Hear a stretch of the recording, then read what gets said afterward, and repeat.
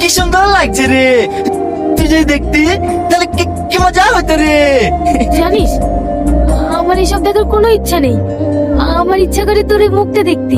আমি চাই বাকি জীবনটা তোর চোখ দিয়ে দেখে আমি পুরো পৃথিবীটা উপভোগ করবো। আপনাদের তো চিনতে পারলাম না। আপনার মেয়ে যে স্কুলে পড়ে ওই স্কুলে হেডমাস্টার আমি। আসলে আপনাকে একটা কথা বলতাম, কিভাবে যে বলবো। আসলে আমাদের এসআই সাহেব আপনার মেয়েকে খুব পছন্দ করেছে। আপনাদের আপত্তি না থাকলে উনি বিয়ে করতে চান। না না, আপত্তি থাকবে কেন? কিন্তু আমার মেয়ে চোখে দেখতে পায় না। উনি কি তা জানে?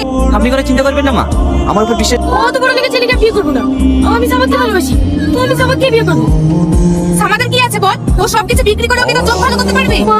আমি আর কোনো চিন্তা শুনতে চাই না। আমার মেয়েদের কথা দিয়ে দিয়েছি, আগামী পরশু দিনই তোর বিয়ে। আমি চাই যে দুনিয়ার আলো দেখ। কিরে মন খারাপ করে বসে আছিস কেন? শরীর খারাপ করছে নাকি? আব্বা, সালমার খুব কষ্ট হয়েছে। সামাদ ভাই, সালমার বিয়ে হয়েছে ওই কলকাতা বাবুর সাথে।